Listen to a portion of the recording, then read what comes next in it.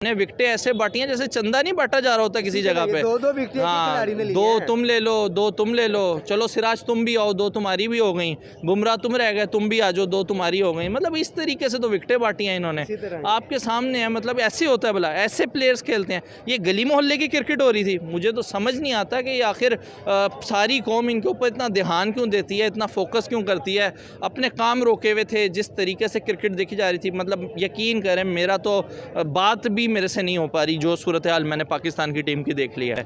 कल मैं देख रहा था मार्केट में बहुत से लोग कहते थे भारत में जो है वो स्क्रीनें टूटेंगी, ये होगा वो होगा, लेकिन पता नहीं क्यों हम बातें करते हैं लेकिन हर दफ़ा रिवर्स हो जाता है आफ्टर मैच। फिर स्क्रीन पाकिस्तान में टूट रही है सर, टूटी होंगी यकीनन, मेरे सामने तो नहीं कोई टूटी, लेकिन मुझे लग रहा है कि टूट गई होंगी काफ़ी जगहों के ऊपर स्क्रीनें वगैरह। और जो परफॉर्मेंस रही है वो पाकिस्तान में एंटर ही नहीं होने देना चाहिए। जिस तरह से इन्होंने परफॉर्म किया है तो इनको पाकिस्तान में इनकी एंट्री ही बंद कर देनी चाहिए। सारी टीम को जो है खड़ा करके गोली मारनी चाहिए। इंडिया की जितनी भी तारीफ़ की जाए उतनी कम है, ख़ास तौर पर उनके कैप्टन रोहित शर्मा की। जिस तरह से उन्होंने अटैकिंग फील्ड सेट की और उसके बाद अटैकिंग बॉलिंग करवाई, मोहम्मद सिराज को जिस तरह से मिडल ओवर में दोबारा लेकर आए। अगर यहाँ पर बाबर आजम होते तो शाहीन शाह अफरीदी से पहले 3-4 ओवर करवा के उनको एंड तक रख देते, चाहे हमारे उनके 5 ओवर आउट भी हो जाते। लेकिन जैसे ही बाबर आजम आउट हुए उसके बाद रोहित शर्मा ने उसी वक्त कुलदीप यादव को लगाया, बुमराह को लगाया, हार्दिक पांड्या को लगाया। 40 ओवर से ऊपर उन्होंने गेम को जाने ही नहीं दिया। 40 ओवर से पहले ही पाकिस्तान की सारी टीम को 191 रन पर बुक कर दिया। लेकिन भाई इंडिया के साथ मैच में जैसे लगता है कि पाकिस्तान को बॉलिंग ही नहीं आती, और दूसरी तरफ इंडिया के बॉलर्स ऐसे शेर बन जाते हैं कि भाई जैसे पाकिस्तान नहीं है, पाकिस्तान कोई नेपाल की टीम है। और इंडिया की बैटिंग यार, उसके बारे में क्या बोलें। उनकी बैटिंग पिचेस हैं, 400 रन हो रहे हैं, बाकी टीमें उधर कर रही हैं। वो ख़ुद जो है ना, शर्मा जी जो है ना 250 रन कर चुके हैं, बाकी उनकी टीम में डबल सेंचुरियन मौजूद हैं। तो उनकी बैटिंग लाइनअप बहुत ज़्यादा स्ट्रॉन्ग है, बहुत ज़्यादा स्ट्रॉन्ग है और बहुत मैच्योर भी है। बेसिकली मैच्योरिटी जो है ना वो बहुत काम देती है कि आपकी टीम मैच्योर कितनी है। पाकिस्तानी टीम जो है ना वो भाई ट्वीट्स कर रही है कि हम ये करेंगे, हम वो भैया आप ट्वीट्स पे अब ध्यान ना दो, आप अपनी जो है ना बैटिंग पे ध्यान। वालेकुम अस्सलाम सर, कैसे हैं आप? मैं बहुत प्यारा। आप है भी माशाल्लाह बहुत प्यारे हैं। अच्छा, इंडिया वर्सेस पाकिस्तान आज मैच था जिससे कि आपको पता है, और पाकिस्तान की क्रिकेट टीम की बात करें तो उनकी परफॉर्म भी आपके सामने है। और बात करें इंडिया बीट कर चुका है, इंडिया जीत चुका है, क्या कहते हैं? सर, मेरे ख्याल से क्रिकेट देखना ही छोड़ देनी चाहिए पाकिस्तानियों को। बहुत ज़्यादा एक्सपेक्टेशन होती हैं, एक दिन पहले ही बहुत ज़्यादा तैयारी हो रही होती है, स्क्रीनिंग लग रही होती है। कल मैं देख रहा था मार्केट में बहुत से लोग कहते थे भारत में जो है वो स्क्रीनें टूटेंगी, ये होगा वो होगा, लेकिन पता नहीं क्यों हम बातें करते हैं लेकिन हर दफ़ा रिवर्स हो जाता है आफ्टर मैच। फिर स्क्रीन पाकिस्तान में टूट रही है। सर, टूटी होंगी यकीनन, मेरे सामने तो नहीं कोई टूटी, लेकिन मुझे लग रहा है कि टूट गई होंगी काफ़ी जगहों के ऊपर स्क्रीनें वगैरह।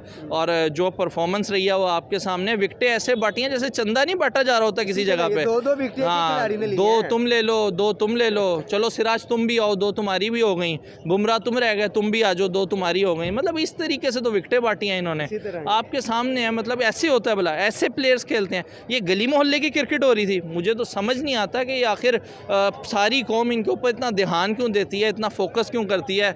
अपने काम रोके हुए थे, जिस तरीके से क्रिकेट देखी जा रही थी, मतलब यकीन करें मेरा तो बात भी मेरे से नहीं हो पा रही जो सूरत हाल मैंने पाकिस्तान की टीम की देख ली है।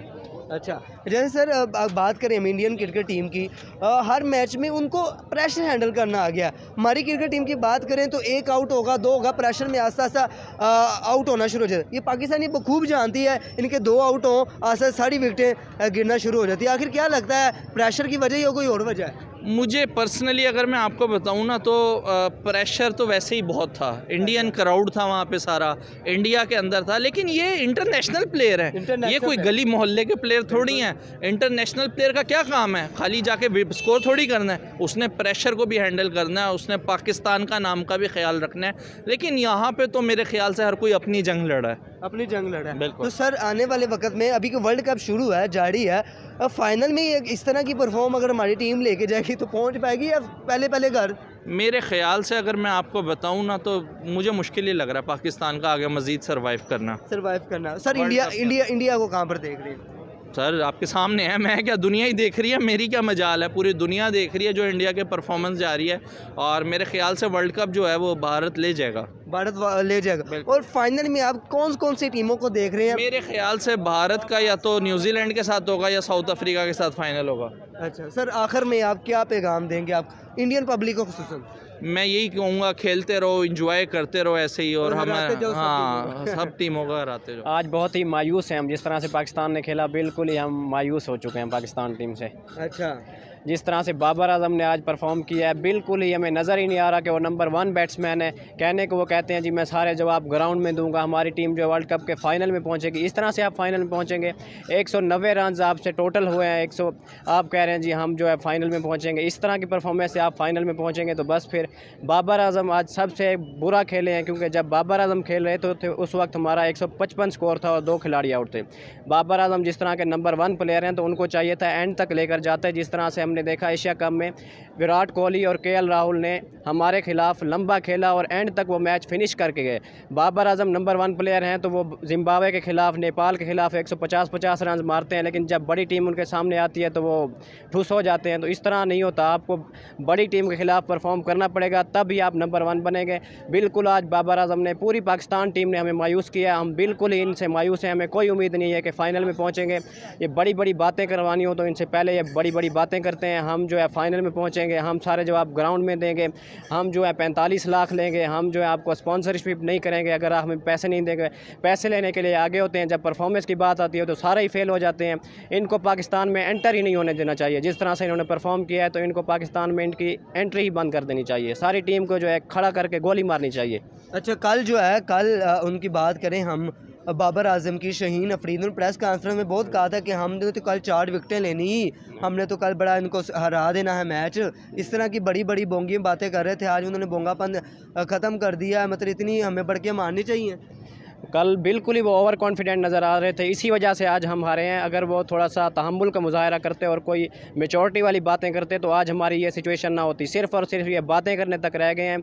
इनसे अगर परफॉर्मेंस की बात करें तो कोई परफॉर्मेंस नहीं होती, सारे ही ज़ीरो हैं। शाहीन शाह अफरीदी वो अब शाहीन शाह अफरीदी बिल्कुल ही फेल हो चुके हैं। पिछले काफ़ी मैचेस से वो काफ़ी ज़्यादा रन्स खा रहे हैं। वैसे कहने को हमारे नंबर 1 बॉलर हैं, पहले ओवर में हमें विकेट लेकर देते हैं, लेकिन वो T20 की लीग्स की हद तक हैं। जब ODI की बात आती है तो वो भी बिल्कुल ही फेल हो चुके हैं, उनसे भी कोई परफॉर्मेंस नहीं हुई। तो बाबर आजम और शाहीन शाह अफरीदी दोनों ही फेल हो चुके हैं, सिर्फ़ और सिर्फ बातें करने की हद तक रह गए हैं दोनों। बातों की आता है। आज इंडिया की जीत के ऊपर आप क्या कहते हैं? इंडिया की जितनी भी तारीफ़ की जाए उतनी कम है, ख़ास तौर पर उनके कैप्टन रोहित शर्मा की। जिस तरह से उन्होंने अटैकिंग फील्ड सेट की और उसके बाद अटैकिंग बॉलिंग करवाई, मोहम्मद सिराज को जिस तरह से मिडल ओवर में दोबारा लेकर आए। अगर यहाँ पर बाबर आजम होते तो शाहीन शाह अफरीदी से पहले 3-4 ओवर करवा के उनको एंड तक रख देते, चाहे हमारे उनके 5 ओवर आउट भी हो जाते। लेकिन जैसे ही बाबर आजम आउट हुए उसके बाद रोहित शर्मा ने उसी वक्त कुलदीप यादव को लगाया, बुमराह को लगाया, हार्दिक पांड्या को लगाया। 40 ओवर से ऊपर उन्होंने गेम को जाने ही नहीं दिया। 40 ओवर से पहले ही पाकिस्तान की सारी टीम को 191 रन पर बुक कर दिया। हमारी एक आदत है, जब भी कोई 1-2 खिलाड़ी हमारे आउट होते हैं मेन, उसके बाद विकेट से विकेटें गिरना शुरू हो जाती हैं। अब पता चल, अब हमें खुद ब खुद इस चीज़ का इल्म हो जाता, भाई 2 बंदे गए ने, अब तीसरा भी गया, चौथा भी गया, 5वां भी गया। पाकिस्तान की सबसे बड़ी खामी यही है कि हमारे जो नौजवान प्लेयर आ रहे हैं वो प्रेशर को हैंडल ही नहीं कर पाते। अगर इसका सबसे बड़ा जिम्मेदार फिर से मैं वही कहूँगा सीनियर प्लेयर हैं। जिस तरह रिजवान आउट हुए हैं, रिजवान ने पिछले मैच में श्रीलंका के खिलाफ तो 130 रन किए हैं, बड़ा रिकॉर्ड बनाया, उनकी बड़ी बातें हुई हैं। लेकिन आज जब मौका था अच्छा परफॉर्म करने का तो वो भी आज अपने 49 रन बनाए और आउट हो गए, चलते बने। तो उनको भी आज लंबी इनिंग्स खेलनी चाहिए थी और एक सीनियर प्लेयर का किरदार अदा करना चाहिए था। जैसे ही वो आउट हुए तो उसके बाद हमारा मिडल ओवर एक्सपोज हो गया।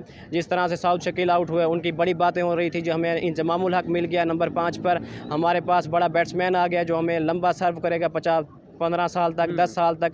लेकिन आज उन्होंने भी दिखा दिया कि जब प्रेशर आएगा तो हम पाकिस्तानी हैं, हमारे पास वही नर्व्स हैं, हम उसी तरह ही फेल होंगे जिस तरह हम पहले फेल होते हुए। आपको पता आज इंडिया और पाकिस्तान का मैच था और इंडिया जीत चुका है मैच, और पाकिस्तान की आज परफॉर्म के मुताबिक बात करें 191 स्कोर सिर्फ। असल में बात यह कि स्टार्ट इन लोगों ने जिस तरह लिया, हमें तो यही लग रहा था कि 330-340 तक आसानी से कर लेंगे, लेकिन आखिर में 155 पे इनके जिस तरह 2 आउट थे और फिर 191 पे सारे आउट हो गए। तो वो पुरानी ही सीन है, अनप्रेडिक्टेड। जिस तरह एक चल गया तो चल गया, एक गया तो सारे उसके पीछे लगे लाइन की तरफ। बाबर को इन्होंने अपना जो है ना सही पिताजी माना हुआ है, और जैसे ही बाबर आउट तो जैसे पूरी टीम यतीम हो गई और भाई उसके बाद सारे आउट। तो खैर इफ्तिखार का मैं कहूँगा कि वो थोड़ा जो है ना कुछ ज़्यादा ही अनफॉर्चुनेट रहा है, लेकिन उसके बावजूद सारे जो है ना परफॉर्मेंस इन्होंने नहीं दी, कोई ख़ास परफॉर्मेंस नहीं थी। हाँ, बाबर आजम की बात करें, बाबर आजम तो कल प्रेस कॉन्फ्रेंस के में कह रहा था कि मैं इनसे मैच जीतूंगा, और शहीन शाह अफरीदी कह रहे थे कि मैं 4-4 5-5 विकेटें लूँगा। ये देख लें इनकी बढ़के, तो आज मैच देख लें। अभी तो वो हेयर बॉलिंग तो अभी चल रही है, अभी उसने एक ले लिया है, लेकिन उम्मीद तो नहीं है कि जीत जाएंगे, क्योंकि उनके 8 ओवर्स में 63 स्कोर है, तो मेरे ख्याल से वो 20-22 ओवर में ये पूरा कर लेंगे। बेसिकली ये जो है ना जवान लड़के हैं, इनको भी कोई ज़्यादा समझ बूझ नहीं है कि बोलना क्या होता है। ठीक है, आपके सामने जो दूसरी टीम है सारे मेच्योर प्लेयर हैं, सारे जो है ना काफ़ी वेल रिनाउंड मेच्योर, और काफ़ी जब वो आते हैं तो स्टेबल होके आते हैं। हमारे तो आप देखें तो जो जैसे ही बाबर आउट हुआ है तो उसके बाद जैसे पूरी टीम जो अनस्टेबल होगी, समझ ही नहीं आ रही कि भाई बॉल किधर आ रही है किधर जा रही है। एक ही किस्म के बॉल पे आपके जो है ना 3 प्लेयर्स आउट हुए हैं। इसी तरह ही हैं उनके एक एक खिलाड़ी, तकरीबन 4 खिलाड़ी, जिसमें सिराज, पांड्या आ गया, बुमराह आ गया, 2-2 विकेटें ले रहे हैं यार। मतलब आप देखो ना, कभी जो है ना नाम नहीं आता कि भाई ये अगर हम बॉलर्स को देखें तो पाकिस्तानी बॉलर्स ही टॉप पे रहते हैं, लेकिन भाई इंडिया के साथ मैच में जैसे लगता है कि पाकिस्तान को बॉलिंग ही नहीं आती, और दूसरी तरफ इंडिया के बॉलर्स ऐसे शेर बन जाते हैं कि भाई जैसे पाकिस्तान नहीं है, पाकिस्तान कोई नेपाल की टीम है। और बैटिंग की बात बताएं ना यार, बैटिंग में मैं कहूँगा कि रिजवान और बाबर ने माशाल्लाह काम बहुत अच्छा किया था, लेकिन उसके बाद क्या इंडिया की बैटिंग की बात, इंडिया की बैटिंग यार उसके बारे में क्या बोले हैं। उनकी बैटिंग पिचेस हैं, 400 रन हो रहे हैं, बाकी टीमें उधर कर रही हैं। वो खुद जो है ना शर्मा जी जो है ना 250 रन कर चुके हैं, बाकी उनकी टीम में डबल सेंचुरियन मौजूद है। तो उनकी बैटिंग लाइनअप बहुत ज़्यादा स्ट्रॉन्ग है, बहुत ज़्यादा स्ट्रॉन्ग है, और बहुत मैच्योर भी है। बेसिकली मैच्योरिटी जो है ना वो बहुत काम देती है कि आपकी टीम मैच्योर कितनी है। पाकिस्तानी टीम जो है ना वो भाई ट्वीट्स कर रही है कि हम ये करेंगे, हम वो, भैया आप ट्वीट्स पे आप ध्यान ना दो, आप अपनी जो है ना बैटिंग पे ध्यान दो, अपने कारकर्दगी पे दो। मैच से पहले आप ट्वीट्स कर रहे होते हैं कि भाई ये गेम भाई आप इंडिया में गए हो, आपको अपना क्राउड नहीं मिलना था, पहले से पता था, आपको पता था कि उधर आपको क्राउड नहीं मिलना, आप जो है ना अकेले होंगे, बिल्कुल खामोशी होगी। जैसे आज हम देख रहे थे भाई चौके लग रहे हैं, कोई आवाज़ ही नहीं, हमें ऐसा लग रहा है जैसे सिंगल हो रहा है, लेकिन बाद में पता चलता कि भाई बाबर ने चौका मारा है। इसी तरह ही तो जो है ना पाकिस्तान की टीम, वैसे अगर देखा जाए तो पाकिस्तान की टीम इतने क्राउड के साथ आदी भी नहीं थी, इतना प्रेशर हैंडल करना इनके लिए बहुत मुश्किल था। हाँ, इसी ग्राउंड के अंदर जिम्बाब्वे भी खेल रहा है, बकाया टीमें भी खेल रही हैं, वो प्रेशर हैंडल कर पा रही हैं, उनके लिए भी अपना मुल्क नहीं है यार। नहीं, देखें ना, अगर एशिज़ की देखें ना, इंग्लैंड और ऑस्ट्रेलिया की देख लें, एशिज़ की जो राइवलरी होती है उसको भी इतना ये मोनेटाइज़ नहीं करते जितना पाकिस्तान इंडिया को मोनेटाइज़ करते हैं। इन्होंने आज जो है ना सेरेमनी आज ओपनिंग रखी है, तो प्रेशर मैच था, लेकिन भाई आप जो है ना आप अपनी मुल्क को जो है ना आप नुमाइंदगी कर रहे हो मुल्क की, तो प्रेशर को तो आपने हैंडल करना है, जो भी हो, ये आपका काम है कि आप वहाँ पे जाएं और प्रेशर हैंडल करें। ये कोई जो है ना रीज़न नहीं है कि भाई हम अंडर प्रेशर आके जो ना हम 6-7 विकेटें 35 रन पे गवा दी भाई।